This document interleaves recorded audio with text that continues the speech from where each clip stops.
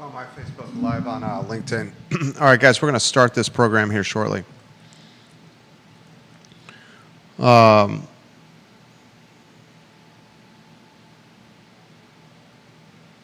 Take a look at the screen for today's headlines. Salvation Army fundraising, struggling to meet donations. Can we shrink that somehow? To meet goals, Salvation Army fundraising, struggling to meet goals. That would shrink it.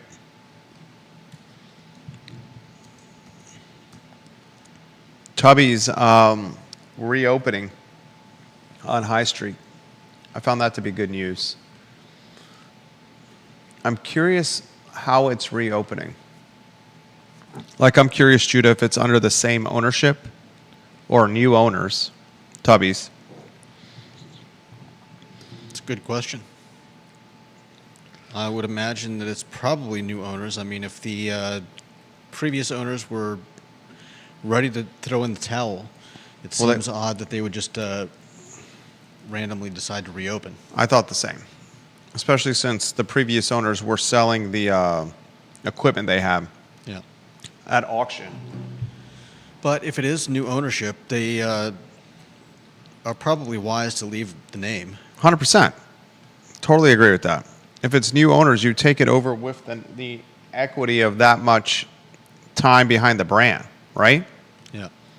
And then you just improve the operations, figure out how you can drive efficiencies.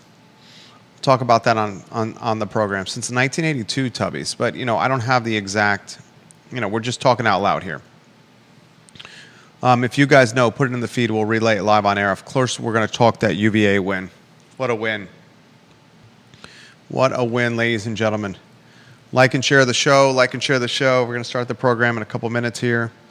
Live on LinkedIn, live on group, live on I Love CVille. Judo, we live on YouTube? Let's see.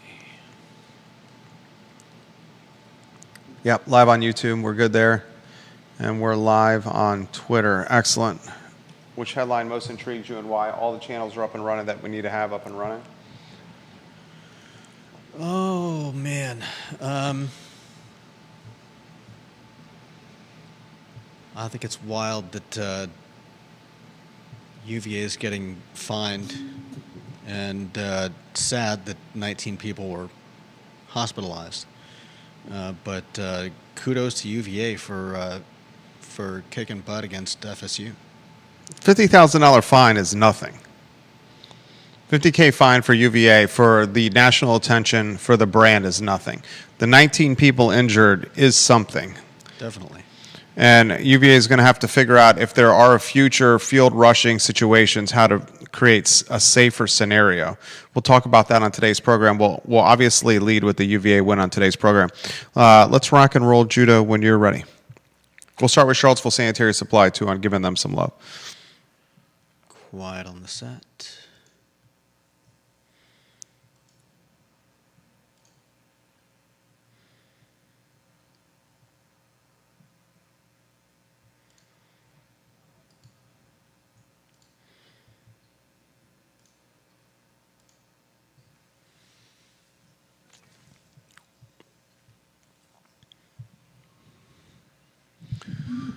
Welcome to the I Love CVille show, guys. My name is Jerry Miller. Thank you kindly for joining us Monday afternoon in downtown Charlottesville, and boy, do we have a lot to talk about. How about that Virginia football victory? Goodness gracious.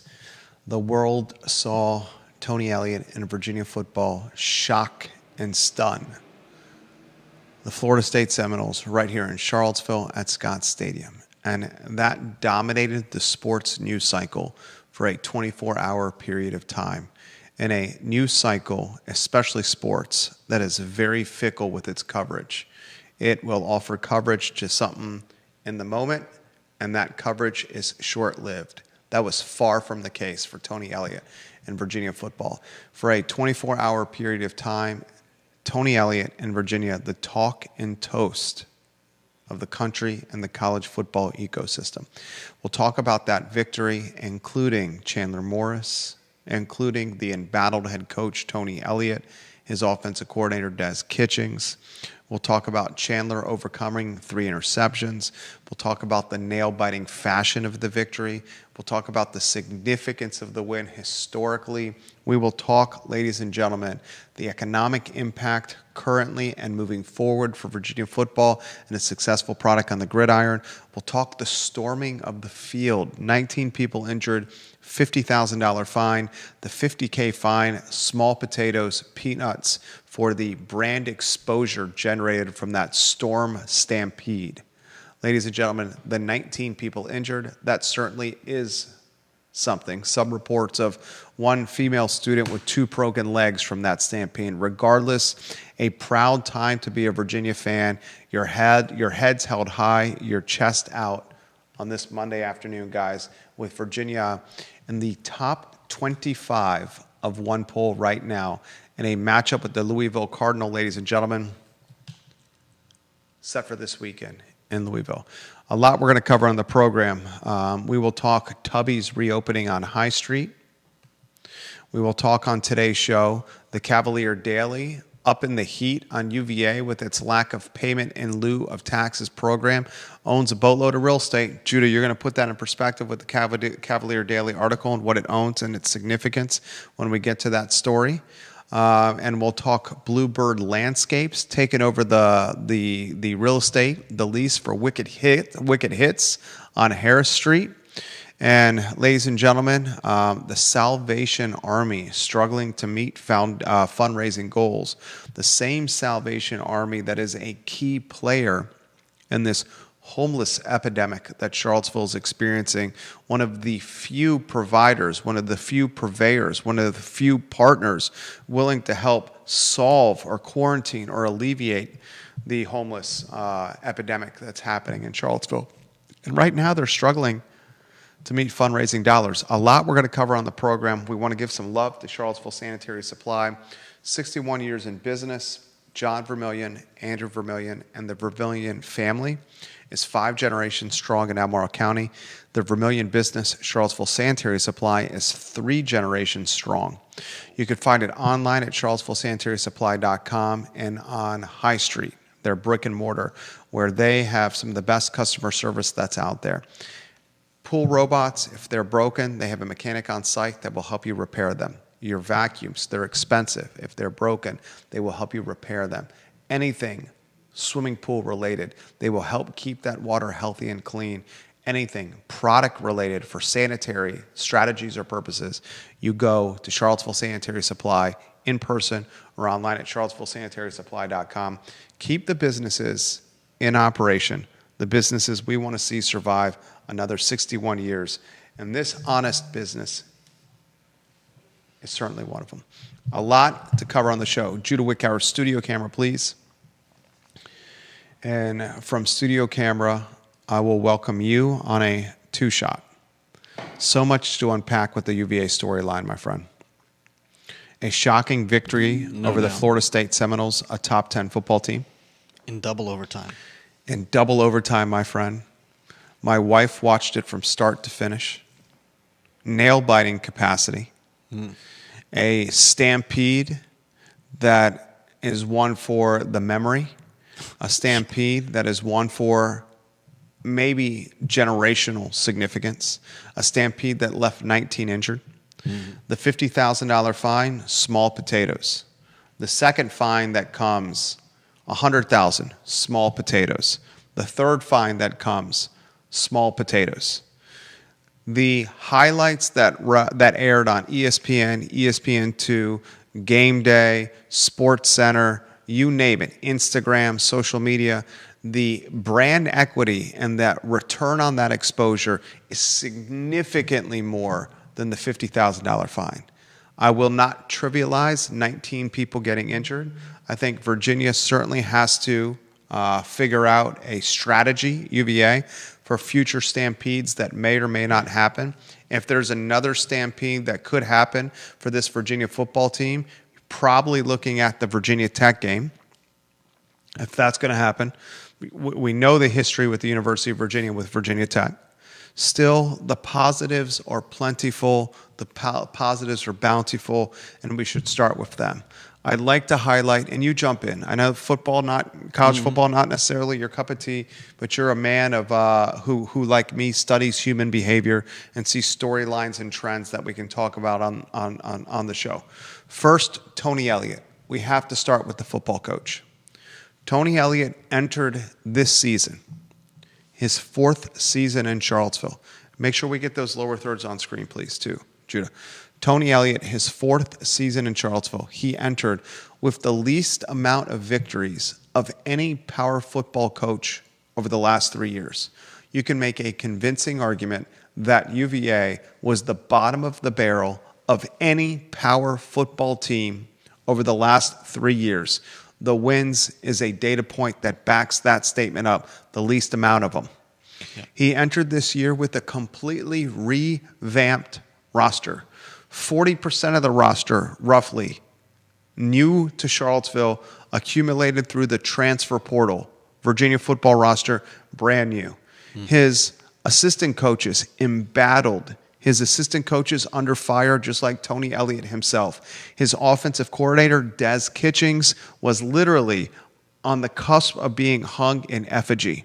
And here, ladies and gentlemen, through the first 5 weeks of the season, Virginia football finds themselves at 4-1 overall and 2-0 in ACC play and ranked in the top 25.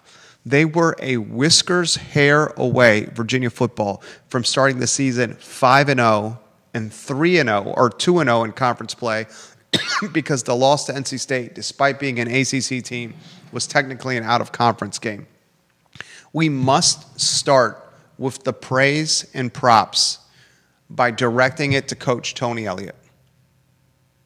He's gone through so much in the 3 years he's been on the job. 3 of his football players murdered at the hands of another former football player. Another football player injured.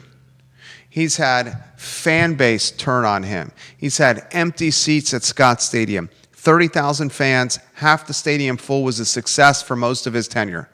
Now Tony Elliott, through the first 5 weeks, has got Virginia in the top 25, and Coach Elliott should be walking around town, going into Bodo's Bagels, and people should be picking up his tab.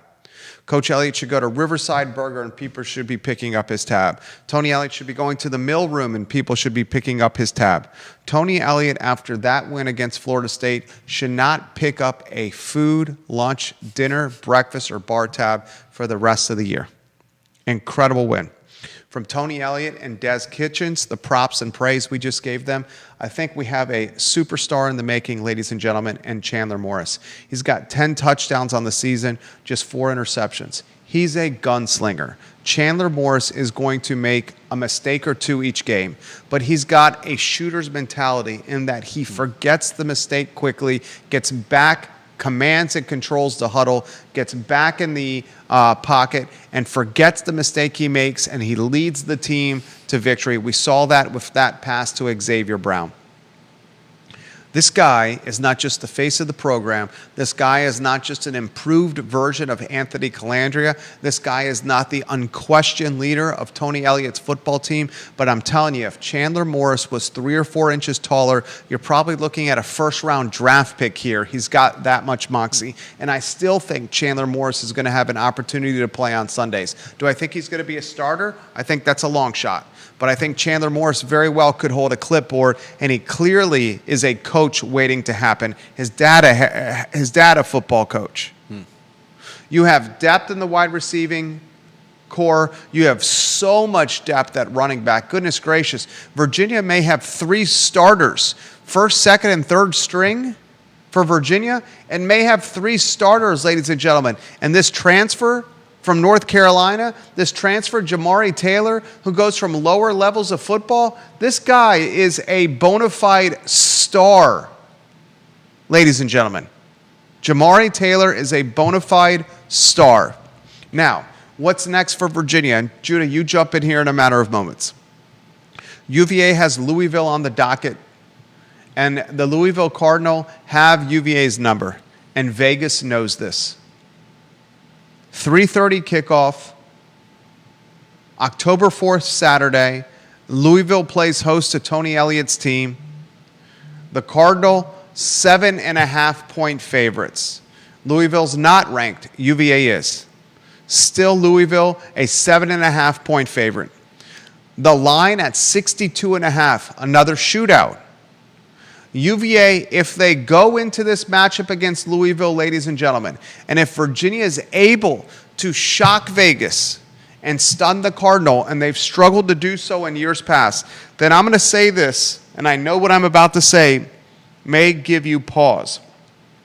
But UVA has a very good chance to potentially run the rest of the table. If they beat Louisville on Saturday, they have a bye week. Then on the 18th of October for homecoming, Virginia will host Washington State, where they will be a clear-cut favorite. Then they travel to North Carolina and the South's oldest rivalry. They travel to California. They host Wake Forest, travel to Durham to face Duke, and, of course, Virginia Tech to close the season around Thanksgiving. You beat Louisville, you very well could be a favorite in every game for the rest of the year and have a chance, I'm saying it's a chance, I'm not saying it's guaranteed, to run the rest of the table. And if that is done, you have a Virginia football team that's playing for an ACC championship and a berth in the college football playoffs, and Tony Elliott goes from Bottom of the barrel to on top of everyone's shoulders. From pauper to penthouse. From doormat to penthouse. Tony Elliott goes from the Fleabag Motel to the Hilton. What a story. No and doubt. we all appreciate a comeback story. And we should never underestimate the economic impact of this football program. One of the true storylines no one is discussing is the economic impact that Virginia football has on this community. You have the Washington State game for homecoming, the Wake Forest game, and the Virginia Tech game all at home. Those games, if this team does well, should be sold out. And when you go from 30,000 people in Scott Stadium to 64,000 people, that is a significant economic impact. No doubt. Even when Virginia is on the road, and they have road matchups Saturday with Louisville, they're at North Carolina, at California, and at Duke. That's the economic impact of people going to bars and watering holes, ordering to-go and catering food. Mm-hmm. And the momentum with Virginia going into basketball season with a brand new head coach. Do not underestimate the economic impact. Now, to the storming, the stampede of the field. Was it dangerous? Yes. Did you worry about Florida State wide receiver Squirrel White, who was still on the ground when thousands of people rushed over him? I did. I was like, where the hell is Squirrel White? Is he still alive? He's fine. All the players fine. 19 people injured, that should not be underestimated. That should not be marginalized. Mm-hmm. We're told one of the injured, a UVA female student who had both her legs broken in the stampede. It's crazy. The $50,000 fine, who gives a rat's tail? Who gives a rat's tail if they get fined again for beating Virginia Tech and storming Scott Stadium? Who cares? The ROI on that highlight going viral on TV, legacy media, and social media and digital media is hundred if not thousands X the $50K fine. Mm-hmm. Carla Williams and Virginia are going to have to figure out a way to contend, however, or to manage the stampede that could happen against Virginia Tech at the end of the year, however. Because if you beat the Hokies, 60,000 plus people will be storming Scott Stadium again. Mark that down. Judah Wickhauer, show is yours. Where do you want to go? Oh, man. Well, it's quite a turnaround and a wonderful story.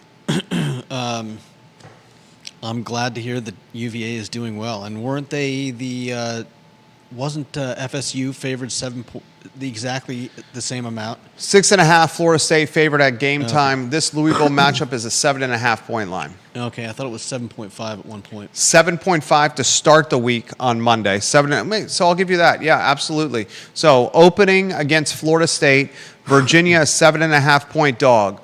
Opening line against Louisville, Virginia a 7.5 point dog. The difference here, Virginia, the home team, you get 3 points for playing at home. That drops the Florida State line to 4.5. Louisville gets 3 points for playing at home. That inflates the line to 10.5. Vegas is saying that Louisville a clear-cut favorite in the neighborhood of 10.5 with the 3 points you get for playing at home. Keep going, J-Dubs.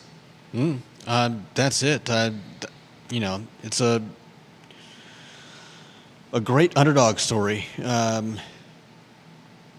Tony's bringing the team back, and it's good to see for UVA. It's good to see for Charlottesville. Like you said, the economic impact is we'll just have to wait and see. But we're talking about, like you said, we're talking about not just hotels and eating out when people come to Charlottesville, but people ordering out so they can watch the games at home, people going to bars to watch the games.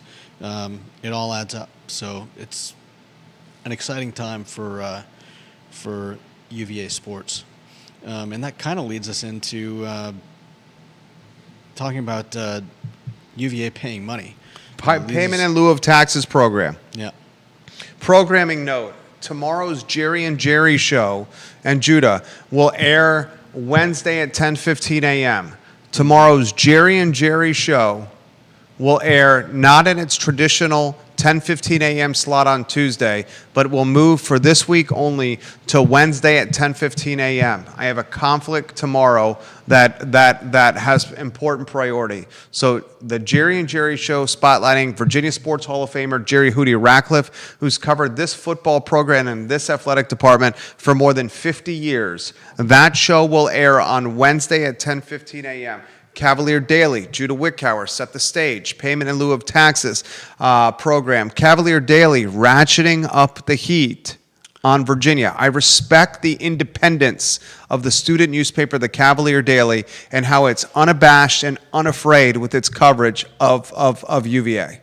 Yeah, they have long pushed, the students of UVA have long pushed for UVA to man up, so to speak, and pay their fair share.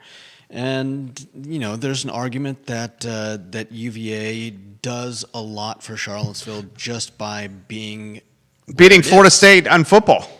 Well, and just by being UVA in the middle of Charlottesville and in Albemarle County, obviously it brings it brings economic factors like students, teachers, people living here, shopping here, but at the same time, there are arguments that it does more harm. First of all, those teachers and potentially some of the students at UVA, they are going to have their kids going to school somewhere, likely somewhere in Charlottesville or Albemarle County.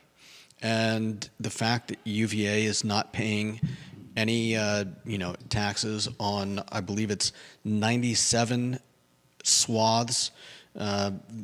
This article, 97 swaths? Swaths of land, vast swaths, land that UVA owns and occupies and doesn't pay any taxes for, both from its from the foundation and the university itself.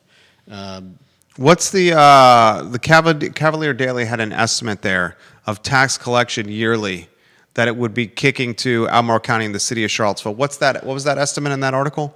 They have it estimated that if the university was paying taxes on all of that land, the city would get about $20 million. City of Charlottesville would have $20 million incremental tax dollars Annual. yearly. Yeah. And that number would escalate because it's tied to assessed value. Yeah. Go ahead. Yeah. That That's money that could help transform schools. As I stated, the teachers who are living here, where else would they live, are going to be, the married teachers at least, the ones with kids, are going to be sending their kids somewhere. The fact that they are taking advantage of, and I don't mean taking advantage in themselves in terms of not giving back, but I mean the fact that they're using the public schools, and the university is not helping in any way for that, is questionable. And a lot of people have said that the university should be paying their fair share. All right, I'm going to offer my take. Before I offer my take, I'd like to highlight Conan Owen and Sir Speedy of Central Virginia. Conan Owen, Sir Speedy of Central Virginia, your signage choice, your graphics choice, your direct mail choice, your print marketing collateral choice. Conan Owen, Sir Speedy of Central Virginia. He did the banner directly behind us. He's helping us with the storefront signage on our studio. He's helping us with branding and signage at other locations. Ladies and gentlemen, Conan Owen is a Darden School graduate. If you have a logo and you have an application for your logo, Conan Owen of Sir Speedy of Central Virginia is who, ladies and gentlemen, you call. He's going to join us on the program. I believe Conan is set for Wednesday. I believe you're correct. And we'll talk everything business related. He's fantastic on business development. He follows the pulse of this community as someone that does the signage for opening businesses that are opening, and even the signage for businesses that are closing. So he's on the cusp of what's moving and shaking locally, like we try to stay on the cusp of what's moving and shaking locally. Wednesday for Conan at 12:30 p.m. on the I Love CVille show. Look, I get what you're saying, and I get what the Cavalier Daily is saying, and I'm going to do the devil's advocate. I think the University of Virginia should do a token contribution tax-wise to Albemarle County and the city of Charlottesville. I think that token contribution does not necessarily have to be the actual tax value they owe based on their land holdings in Albemarle County and the city of Charlottesville, because UVA has a very firm argument to stand on. Without us, there is no economic vitality in Charlottesville and Albemarle County. Without us, your tax collection, your tax base would be considerably more diminished. Okay? Do what Harvard is doing with Cambridge, where they're doing some kind of token contribution to Cambridge. Okay? Michael Payne has tried to use PR, negative PR, to shame the University of Virginia into a pilot program, payment in lieu of taxes. The Cavalier Daily, this isn't their first push with influencing or trying to elbow the University of Virginia into a pilot program. I'm here to tell you that's not going to happen anytime soon. And the argument that UVA, its professors live locally, and because its professors live locally in the Charlottesville and Albemarle County, it's causing strain on schools, for example, because the professors' children go to Albemarle County Public Schools or Charlottesville Public Schools. Well, guess what? That same engine, the University of Virginia, is probably one of the largest drivers of the school budget in Charlottesville and Albemarle County. Right? How much of the school budget in Albemarle, how much of the yearly budget for Albemarle County in totality, how much of that yearly budget goes to public schools? I think it's like 40%. And there's no contributor more significant outside of real estate, rooftop, to the yearly budget at Albemarle County besides UVA. The top contributor that funds Albemarle County's budget and the top contributor that funds the city of Charlottesville's budget, taxes on real estate. And it could be argued that the school should spend its money more wisely. And the top, 100%, Judah, well said. But if we're in agreement that the top driver of the budgets is real estate and assessed values, and the taxes that come from the tax rate and assessed values is number one for both budgets. I assure you, a driver of that budget in the top 5 of contributions is the University of Virginia, if not in the top 3. So I see both sides. I see both sides. And I also know that if the University of Virginia falls victim to this, then every other school in the Commonwealth is also going to have to follow suit. So this is a domino effect that's very significant. But I respect the Cavalier Daily's reporting without question. Comments coming in. This from Vanessa Parkhill, the Queen of Earlysville. I was watching the game with family, and I made a comment. I would have wanted to be the RMC event staff standing in front of the crowd on the hill. Vanessa Parkhill, I told my hubby if I was one of those RMC staff, I would have bailed my post. Georgia Gilmer highlights the fine for rushing. It's a new rule. The first offense is $50,000. The second offense, $100,000, and that includes men's and women's basketball. It does. I think that's an ACC rule, not an NCAA rule. After 2 years, the slate is wiped clean on stampedes and rushing the field or the court. I'm still of the argument, however, that a court stampede or a gridiron rush, the value with the highlight being played on loop for 24 hours over and over again, the yield or the return on those clips is way more significant than the fine itself. Way more valuable. Next headline, Judah Wickhauer, what do you got? Let's see. We've got Tubby's. This is good news. Tubby's reopening. Tubby's reopening on High Street. 1982, Tubby's has been around. It's been an institution. Tubby's posted on I Love CVille that they're reopening. You may have seen it on social media as well. Here are the questions that I have. Are they reopening under the same ownership team that closed Tubby's earlier this year?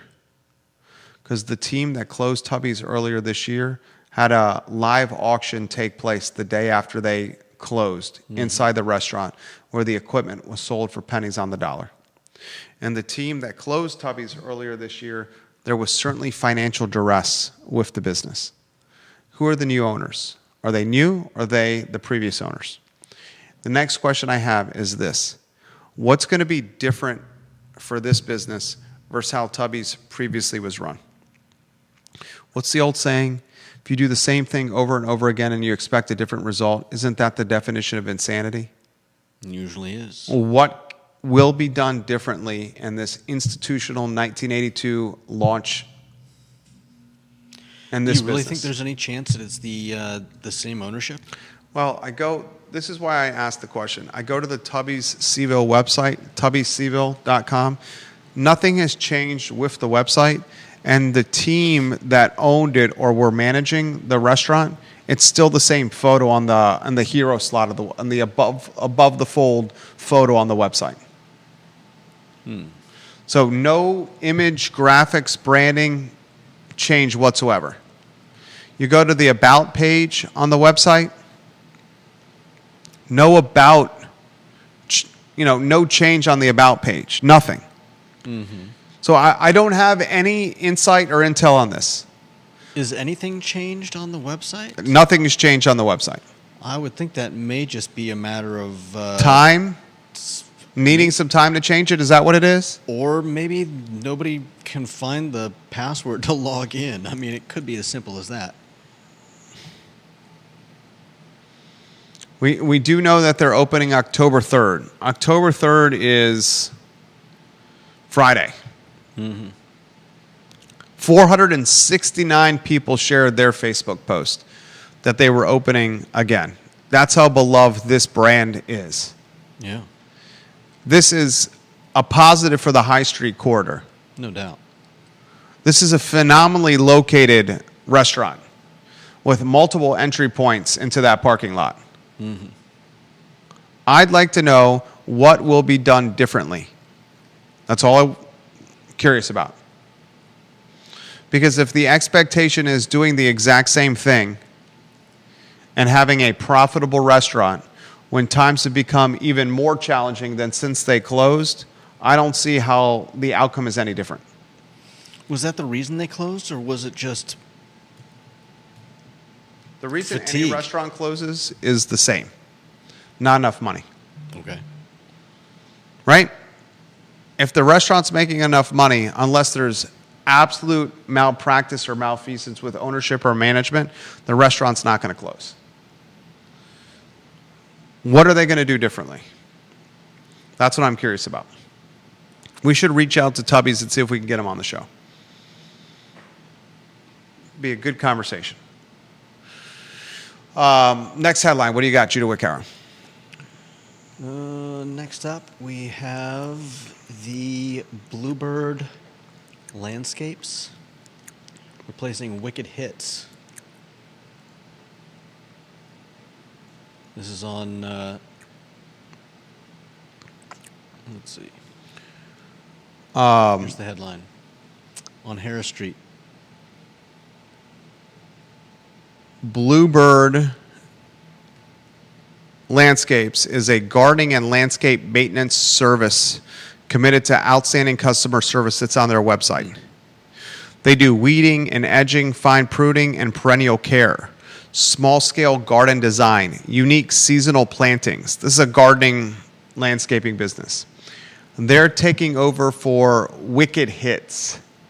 Wicked Hits was the place on Harris that stood out like a, pun intended, green thumb. Wicked Hits was the place you could go in there. It was almost like an underground casino. They had the slot machine games, which were the skill games. People were able to smoke the cheeb inside. There were oftentimes police calls to trouble in that parking lot. It was basically an underground casino. That got into some trouble. Police, crime, and also some running the business functionally. Now a landscape and gardening company is coming to Harris Street. I'm going to celebrate anyone that opens a business locally. Yeah. I'm going to celebrate this one even more because the previous tenant, and I'm not trying to throw shade here, not necessarily the top contributor to the Charlottesville business ecosystem. Yeah. So props to Bluebird Landscapes for opening a business on Harris Street in the old Wicked Hits location. And I'll tell you, kind of in this neighborhood, kind of in this category of business, a completely different one altogether, Oak Valley Hardscapes. They do hardscapes around houses. Let's celebrate let's celebrate them, Judah. New partner of the program, Oak Valley Custom Hardscapes. Custom hardscapes to fit any landscape and purpose. No matter how complex your hardscape installation may be, the team at Oak Valley Hardscape can deliver a beautiful custom outdoor living space for you to enjoy. Folks, they are local. A fantastic office on the downtown mall in the old Wells Fargo building. Oak Valley Custom Hardscapes, ladies and gentlemen. Online at oakvalleyh.com. Is that right, Judah? That's correct. oakvalleylh.com, right? Is it LH? Comments coming in. Next headline, what do you got? Next up, we have the Salvation Army. Yeah, they are expanding or trying to expand, which is a good thing. They're doing a fundraising campaign. And their fundraising campaign is falling short right now. It has fallen short so far. There was the Q&A at Violent Crown where it's business owners and real estate owners. A select few of us and Chief Kachis, Juan Diego Wade, and Sam Sanders at the front of Violent Crown. Sam Sanders highlights in this Q&A that Salvation Army is struggling with its fundraising goals. There's an interesting dichotomy that's happening in this community. We all want a solution for this homelessness, whether it's the low barrier shelter, whether it's the hand up, whether it's moving them from the downtown mall to a better location. Everyone in some ways, whether altruistic or whether for personal gain, wants a solution to the houseless problem.